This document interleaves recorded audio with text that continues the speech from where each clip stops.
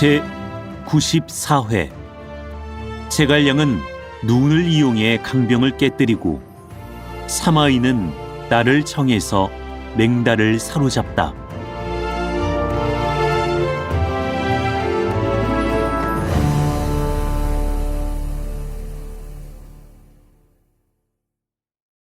이때 곽회가 조진을 보고 계책을 올렸다. 서강 사람이 태조 때부터 해마다 공물을 바쳐왔고 문왕제께서도 또한 은혜를 베푸신 바가 있사옵니다. 우리가 지금 허묘철 의지에 지키고 있으면서 사람을 시켜 소로로 강중에 들어가서 구원을 청하게 하되 화친을 허락하기로 하면 그때 우리가 대병을 몰아서 전우로 협공한다면 어찌 크게 이기지 않겠사옵니까? 조진은 그 계책을 좇아서 곧 사람을 시켜서 밤도와 글을 가지고 강중으로 가게 했다. 한편 서강의 국왕 천리길은 조조 때부터 해마다 조공을 바쳐오는 터인데 그 수하에 문관 한 사람과 무장 한 사람이 있으니 문관은 곧 아단 승상이요 무장은 바로 월길 원수다. 위의 사자가 황금 주옥과 글을 가지고 이 나라에 들어와 먼저 아단 승상을 찾아보고 예물을 드리며 구원을 청하는 뜻을 자세히 이야기하니 아단 승상이 글을 인도해 국왕을 아련하게 하여 사자는 글과 예물을 바쳤다. 천리길이 글을 보고 나서 여러 신하와 상의하니 아단이 나서서 아뢰었다. 우리가 위와 더불어 전부터 왕래가 있을 뿐더러 이제 조도독이 구원을 청하며 또 화친을 허락하니 윤호하심이 도리에 합당할까 하옵니다. 천리길이 그의 말을 좇아서 즉시 아단에게 명하여 월길 원수와 함께 강병 15만 명을 일으켜 출병시켰다. 이들은 모두 국노와 창도며 진려와 비추 등의 병장기를 쓰는 데 익숙한 군사들이다. 또 철판 조각에 못을 두루 박아 놓은 전차가 있어 양식이며 병장기며 필요한 물건들을 이 철거에 싣고 낙타로 끌기도 하고 노새로 끌기도 했으므로 그 이름을 철거병이라 했다. 아단과 월길 두 사람은 국왕을 하직하자 군사를 거느리고 나와 서평관으로 들이닥쳤다. 관을 지키고 있던 촉장 한정은 급히 공명에게로 사람을 띄웠다. 공명은 급보를 받자 여러 장수에게 물었다. 누가 가서 강병을 물리치겠는가? 장포와 관응이 곧 나섰다. 저희들이 가겠습니다. 너희 둘이 가겠다고 하나 길이 익숙하지 못하니 어쩌면 좋겠는가? 하고 공명은 마대를 불렀다. 내가 본래 강인의 성품을 잘 알고 또 오래 그곳에 살았으니 향도가 되어라. 하고 곧 정예병 5만 명을 주어 관응 장포와 함께 가게 했다. 관응과 장포 등이 군사를 거느리고 가는데 행군하여 며칠 만에 드디어 강병을 만났다. 관응은 먼저 100여 개를 이끌고 산언덕 위로 올라가서 살펴보았다. 강병들이 철거를 가지고 머리와 꼬리를 맞물려 도처에 영체를 세우고 수레 위에 두루 병장기들을 꽂아 놓았는데 성과 같았다.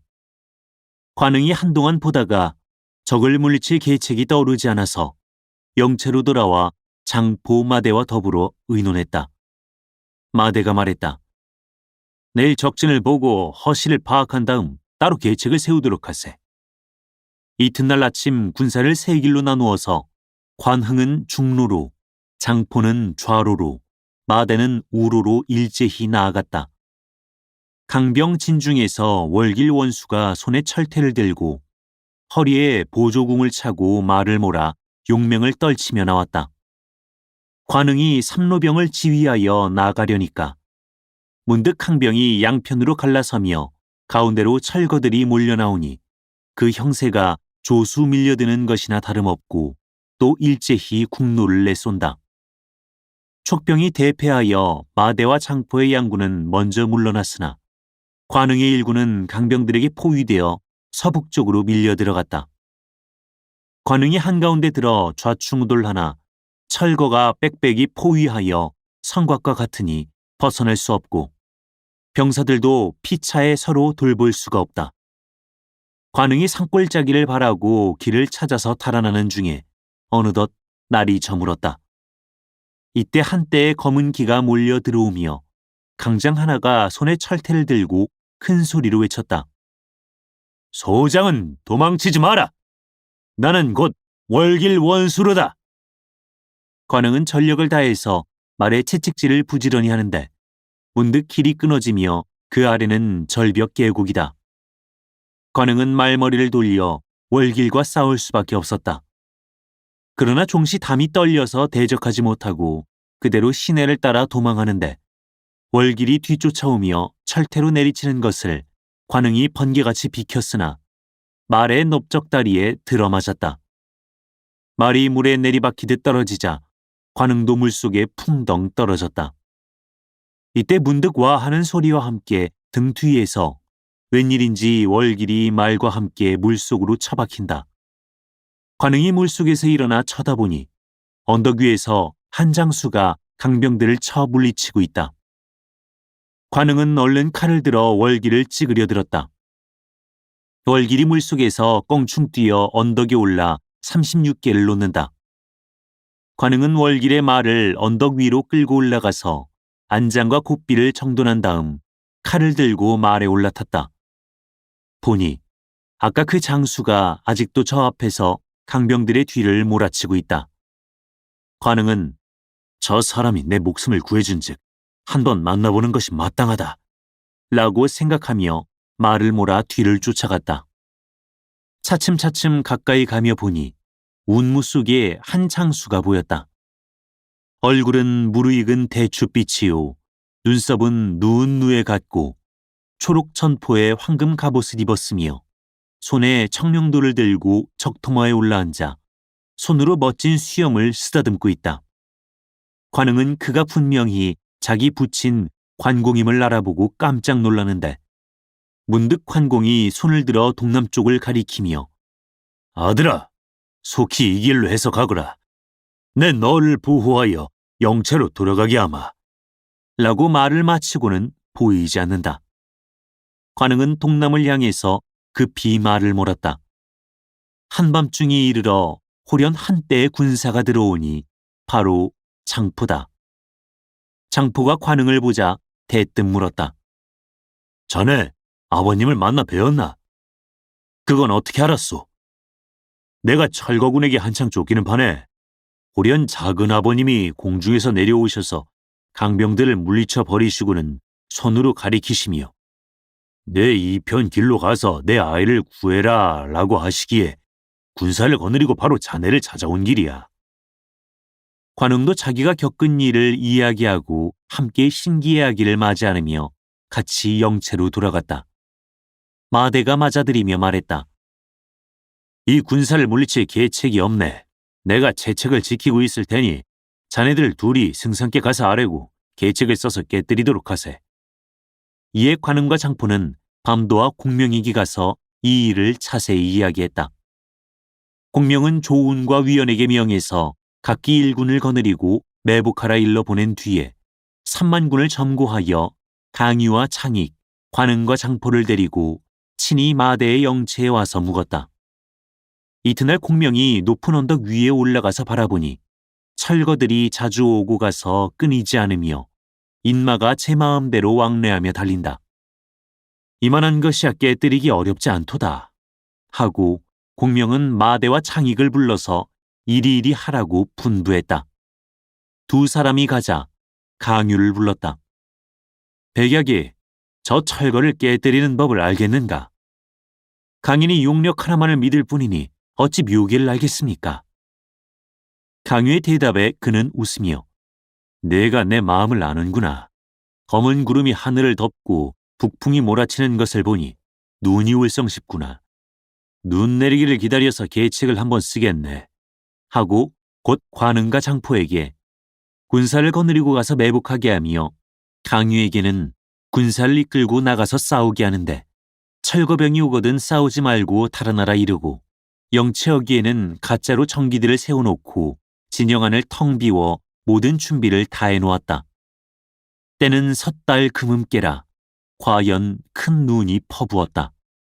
강유가 군사를 거느리고 나가니 월길이 철거병을 몰고 나온다. 강유는 즉시 뒤로 물러나 달아났다. 강병이 뒤를 쫓아서 영채 앞까지 오자 강유는 영채를 버리고 달아났다. 강병이 영채 밖에 와서 살펴보니 영채 안에서는 검은 고 타는 소리가 들리고 사면에는 모두 청기들만 세워놓았을 뿐이어서 급히 월길에게 고했다. 월길은 의심이 들어 감히 더 나가지 못한다. 그러나 아단 승상이 있다가 이는 제갈량이 간계요. 공연히 의병을 풀어놓은 것이니 치는 것이 좋소.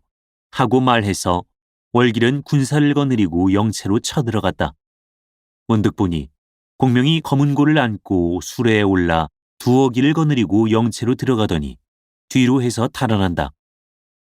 강병은 채책을 뛰어넘고 돌진해서 산어기까지 뒤를 쫓았는데 수레는 숲속으로 들어가 점점 희미해져 갔다.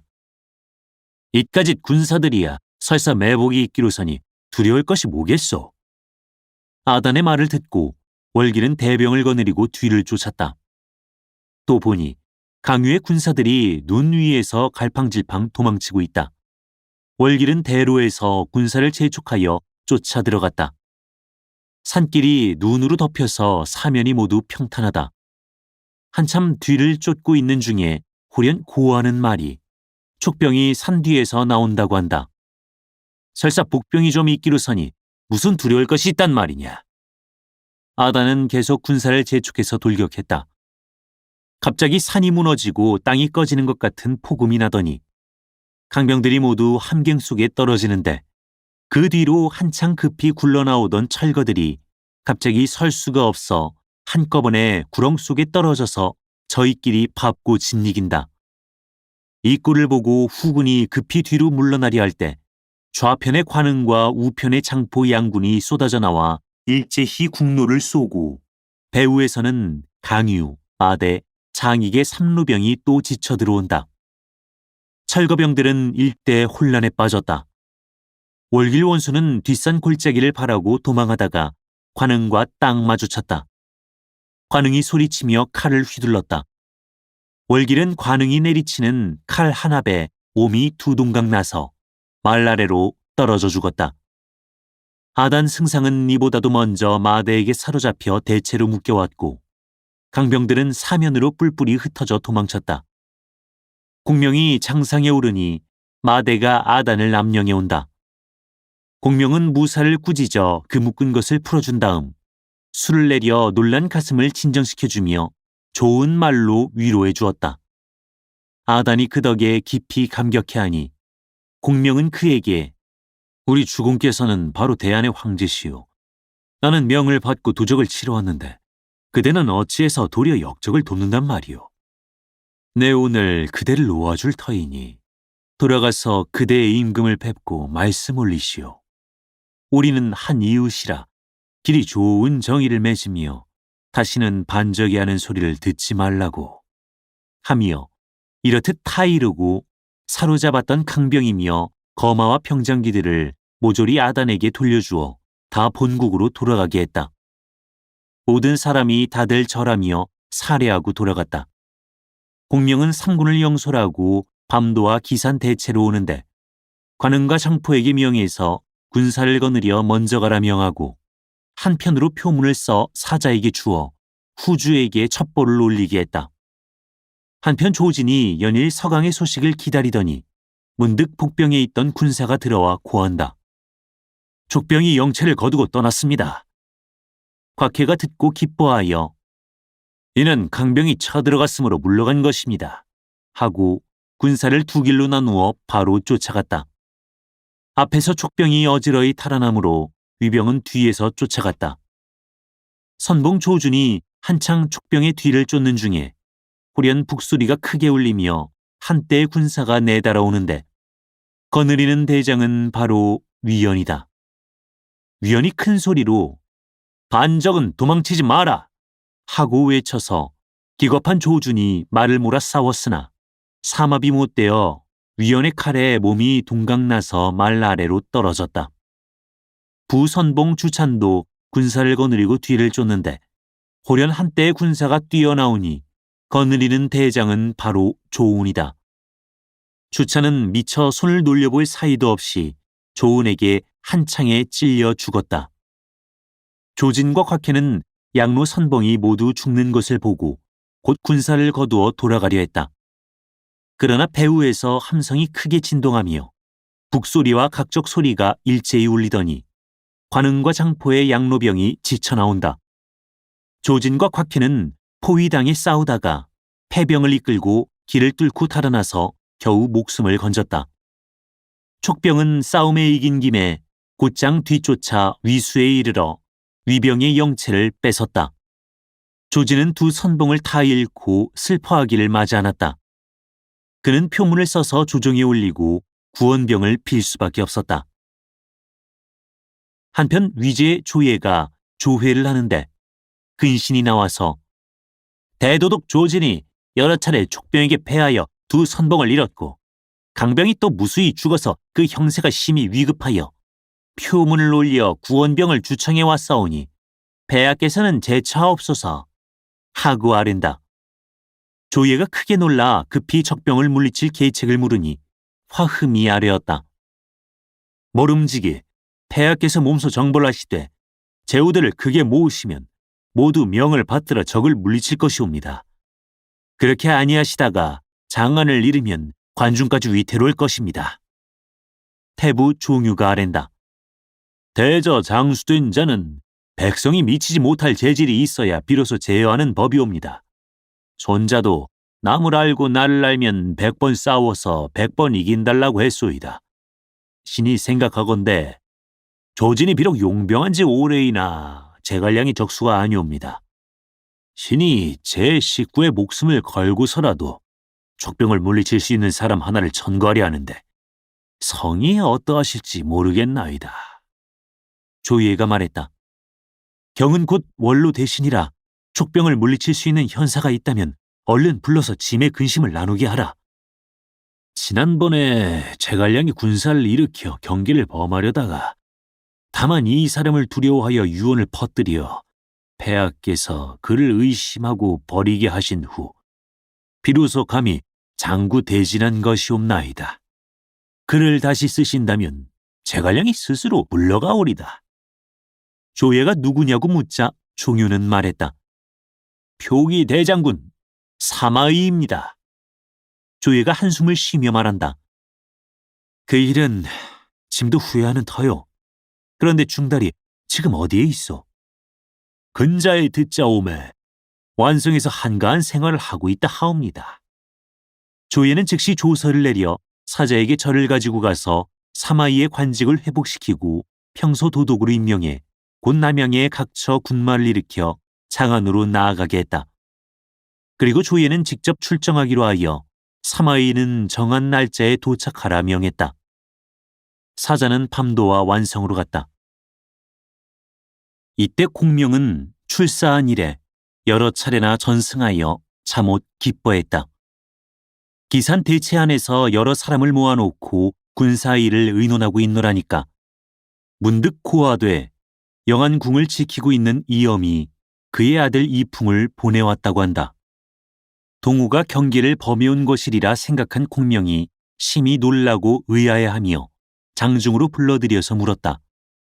그런데 이풍이 뜻밖의 특히 기쁜 소식을 알려드리러 왔습니다 하고 말했다. 대체 무슨 기쁜 소식이냐? 예전에 맹달이 위에 항복한 것은 부득이해서 한 일이온데 당시 조비가 그 제주를 사랑해서 때론 준마와 금주를 내리고 또 일찍이 연을 함께 타고 출입한 일까지 있으며 그를 산기상시로 봉해서 신성태수를 시키고 상용 금성 등 고을을 지키게 해서 서남 경계의 일은 다 그에게 위임했습니다.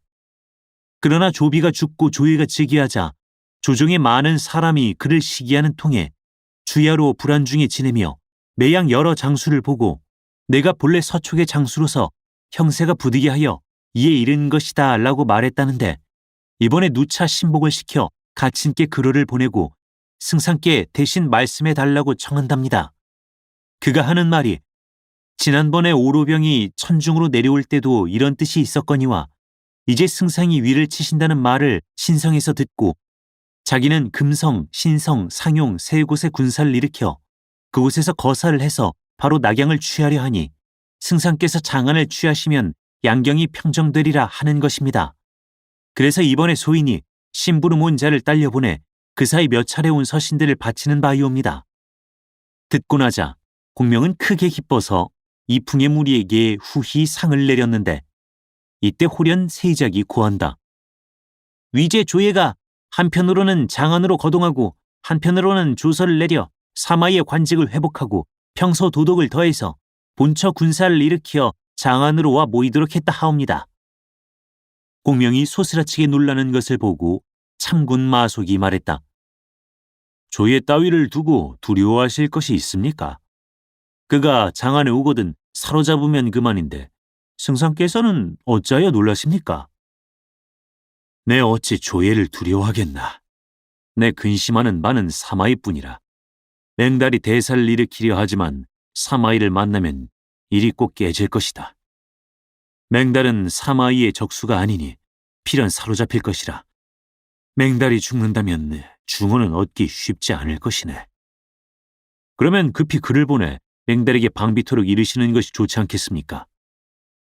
공명은 그 말을 조차 곧 글을 써서 온 사람에게 주고 밤도와 돌아가서 맹달에게 고하게 했다. 한편 맹달은 신상에서 오직 신복인의 회부만 기다리고 있었는데 하루는 기다리던 신복인이 들어와서 공명의 탑서를 올린다. 맹달이 뜯어보니 글 뜻은 다음과 같았다. 근자의 글을 얻어보니 옛날을 잊지 않는 공의 충심을 알 수 있어 내 심히 마음에 기쁘고 위로가 되나이다. 만약에 대사를 이루고만 보면 공은 곧 한조 중흥의 1등 공신이 되오리다. 그러나 극히 삼가고 은밀히해서 가볍게 사람에게 부탁하지 말 것이니 부디 삼가고 또 삼가시라. 근자의 들음에 조예가 다시 사마이에게 조서를 내려 완과 낙의 군사를 일으키게 했다 하니 공이 거사한 소식을 들으면 먼저 거기를 칠 것이라. 모름지기 만전의 방비를 하시되 적을 등한하게 보지 마소서. 다 보고 나자 맹달은 허허 웃으며 사람들이 공명을 다시마다 이르더니 이 글을 보매 가히 알겠도다 하고 탑서를 써서 신복인에게 주어 공명에게 전하게 했다. 공명이 창중으로 불러들이니 그 사람이 탑서를 올린다. 공명이 봉한 것을 뜯고 보니 글 뜻은 이러하다. 마침 가르침을 받았으니 어찌 조금이라도 대만하오리까. 그러하오나 사마이로 말씀하오면 구태여 두려워할 것이 없나이다. 완성에서 나경이 800미요 신성에 이르기는 1200미라. 만약 사마이가 달의 거사함을 들으면 반드시 위제에게 표주할 것이니 왕복에 한 달이 걸리는 일이요 그 사이에 달의 성지가 이미 굳고 제장이 3군으로 더불어 모두 허묘한 곳에 있을 것임에 사마이가 곧 온다 하기로서니 달이 무엇을 두려워하오리까. 승상께서는 마음을 놓으시고 오직 첩보를 기다려 주사이다. 공명은 보고 나자 끌어를 땅에 내던지고 발을 굴렀다. 맹달이 사마이 손에 죽으리로다. 승상께서는 어째서 그렇게 말씀하시옵니까? 마속이 물으니 공명이 말했다. 병법에 이르기를 그 방비 없는 것을 치고 불의의 적을 공격한다라고 했으니 어찌 한 달 기한을 잡게 둘 수 있겠는가. 조예가 자기에게 중임을 맡긴 터에 사마이가 도적을 곧 쳐서 없앨 것이지 어찌 상중을 놀리겠는가. 만약 맹달이 반기를 든 줄 안다면 열흘이 못되어 군사가 이를 터인데 그러면 손을 써볼 새가 있겠는가. 모든 장수는 그 말에 감복했다. 공명은 급히 사자에게 아직 거사하지 않았거든 결단코 자기 편이라도 알게 마시라. 알면 반드시 패하고 말 것이다. 하는 회보를 전하게 했다.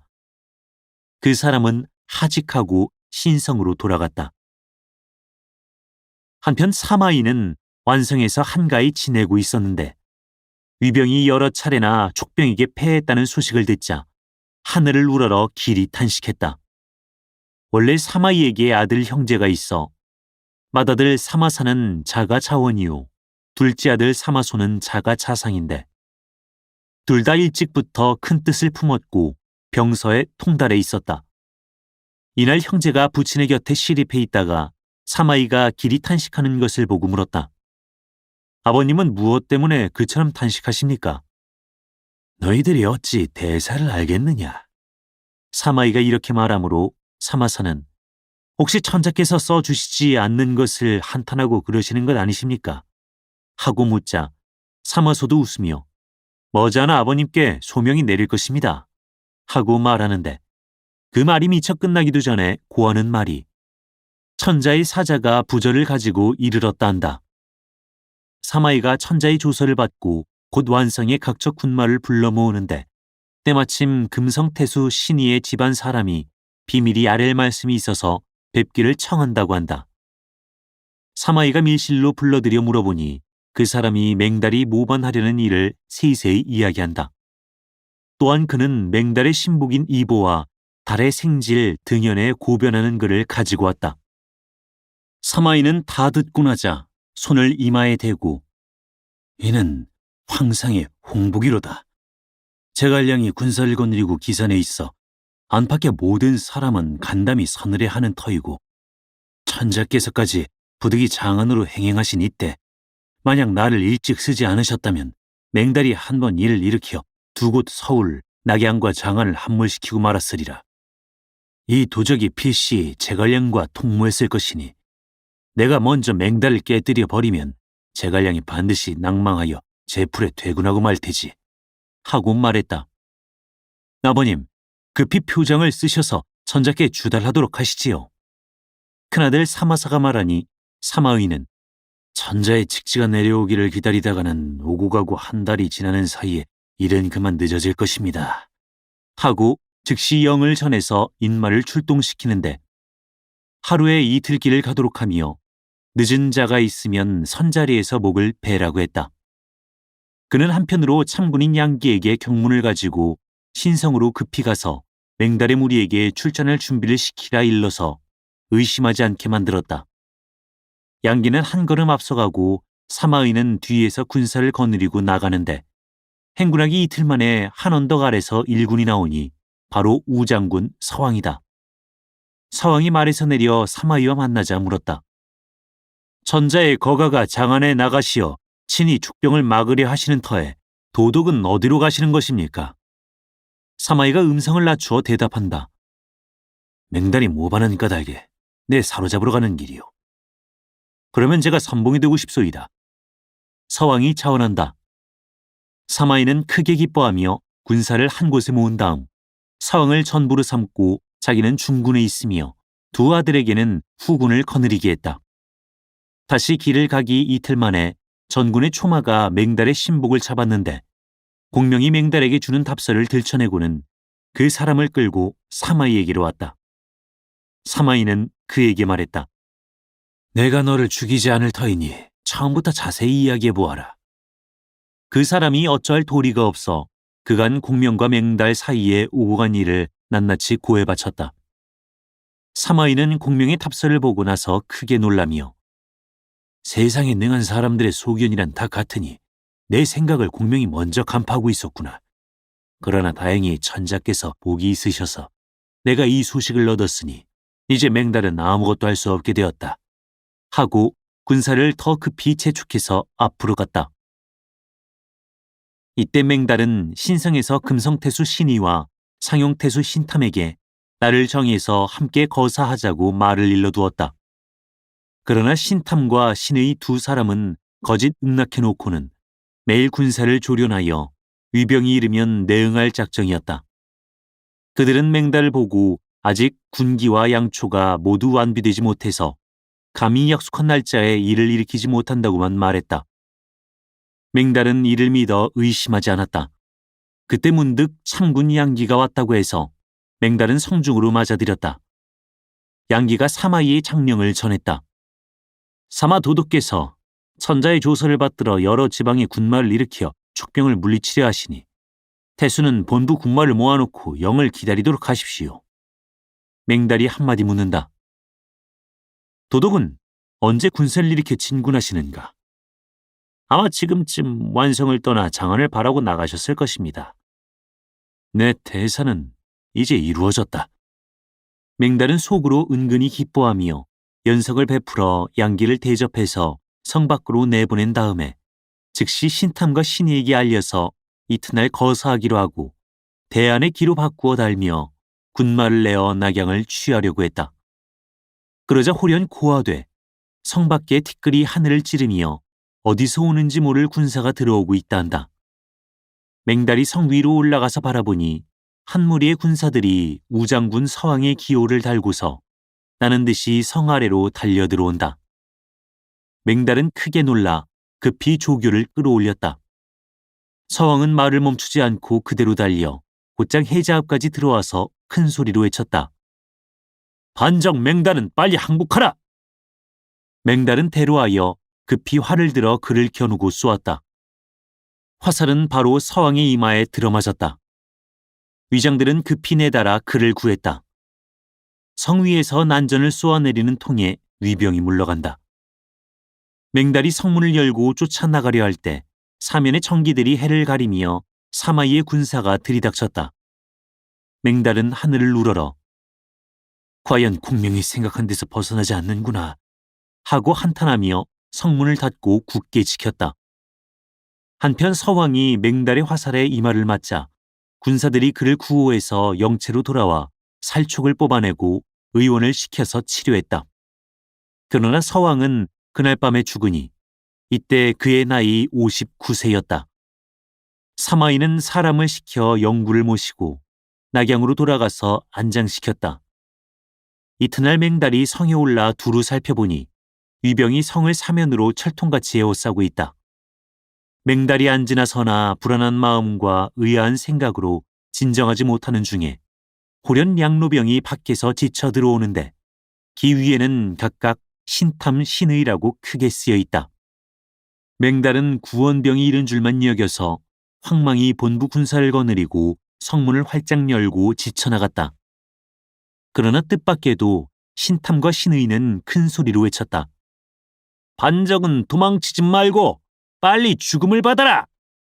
맹달이 사태가 돌변한 것을 알자 곧 말을 빼어 성중으로 들어가려는데 성 위에서 화살이 비퍼붙듯하며 이보와 등연 두 사람이 성 위에서 큰 소리로 우리는 이미 성을 바쳤다 하고 꾸짖는다. 맹달은 혈로를 열고 달아났다. 신탐이 그 뒤를 바싹 쫓아온다. 맹달이 사람은 고나고 말은 지쳐서 미처 손도 놀려보지 못하고 신탐의 창에 찔려 말 아래로 떨어졌다. 신탐은 그의 머리를 베었다. 남은 군사들이 모두 항복했다. 이보와 등연은 성문을 크게 열고 사마이를 성 안으로 영접해드렸다. 사마이는 백성들을 어루만지며 군사들을 위로하고 나자 사람을 보내서 위제 조예에게 이 일을 주달했다.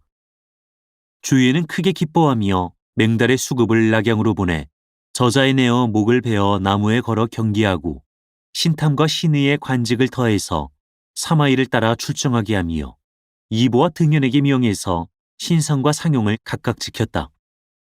사마이는 군사를 거느리고 장안성 밖에 이르러 하체하고 성중으로 들어가서 위제를 아련했다. 조예가 크게 기뻐하며 말했다. 짐이 한때 불명하여 반간기에 속았으니 후에 막급이요. 이번에 맹달이 모반했는데 경들의 제어함이 아니었다면 양경이 함몰되었으리라. 사마이가 아뢰었다. 신은 신의가 반정을 밀고함을 듣고 배하게 표주하려 생각하였사오나 왕복하는 사이에 지시될 것을 두려워한 까닭에 성지를 기다리지 않고 밤도와 간 것이옵니다. 만약에 표주하고 성지가 내려오기를 기다렸다면 제갈량이 계책에 떨어지고 말았을 것입니다.